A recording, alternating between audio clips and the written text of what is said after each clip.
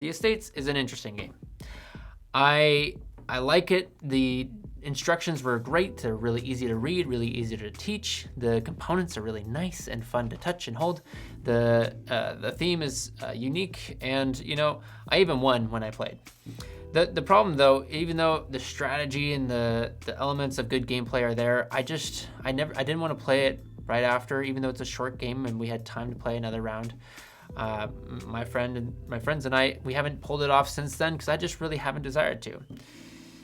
And there's a few reasons why. There's some great things about this game that I think there are to highlight. So let me set it up. By the way, I got 2 bags instead of 1.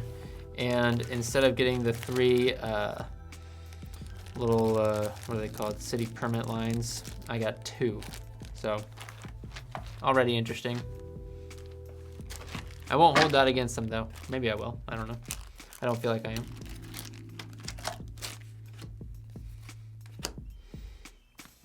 Now that it's set up, I can kind of explain the general idea of it and then why it's nice, or what elements are good about it at least, and what elements just don't excite me.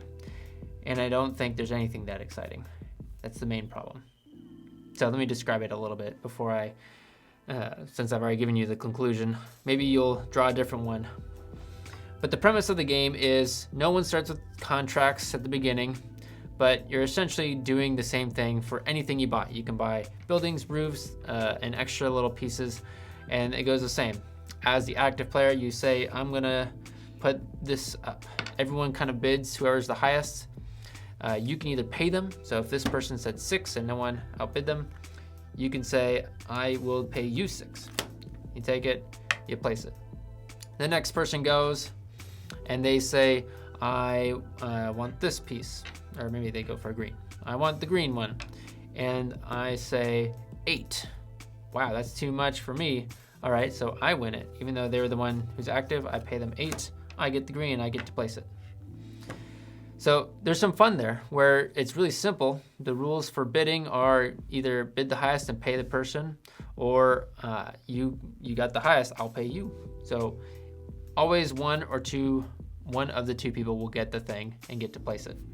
Now, initially when you're buying buildings, you're getting the contracts for that. So if this player bought both green and gray initially, he gets both. You can already see where this could lead to a problem. Now, I think in general, most games will end up pretty even, but there's some ways you can end up in a situation like this, where a majority of the contracts are with one person. And the problem that causes is you only get points if you have a colored building most near a roof. So throughout the game, buildings are getting built and roofs are being put on top, but there's a blue person getting points, a purple person getting points, purple getting points, and gray getting points. So as gray and blue, I have 2 towers getting points. As purple, there's 2 towers getting points. As red, no towers get points. And the way the game's supposed to balance this out is if a row is not complete, it is negative points. So with more contracts, more opportunity for negative points. For more contracts, also more opportunity for positive points. And it does feel like there is probably some good balance there. Oh, I'm sure there is, based on discussions and interviews with the designer. But the problem is it doesn't feel like there is. It feels unfair. It feels like king making in every game. And I think that's why I just don't want to take it off the shelf. Even though intellectually I could see how it balances out and how it works, I don't get that feeling as I'm playing. I feel like I'm always losing, or feel like I'm always winning.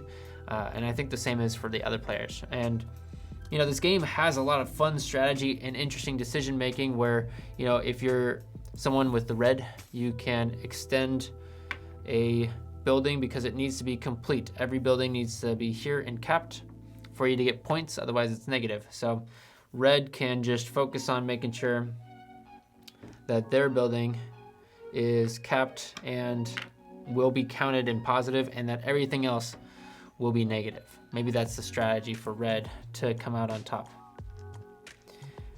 But like I said, it just doesn't feel like it's balanced. It feels unfair from the third turn of the game when, or like, I guess the sixth turn is once all the things are distributed, that it could potentially be unfair or unbalanced.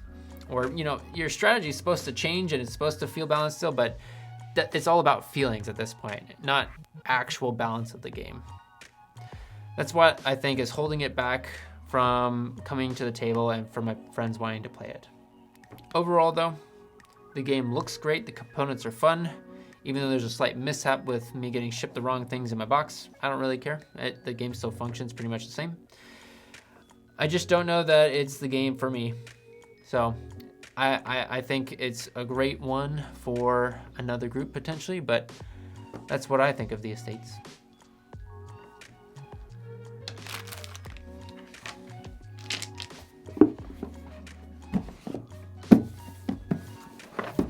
So that's Estates. I think I'd put this in the category of worth playing and enjoying once, but maybe not buying. I think similar to Reef, where the components are nice, the gameplay is solid, and there's some fun strategy there, but nothing that's really like selling me on wanting to play it again right away. So that's what I think of the Estates.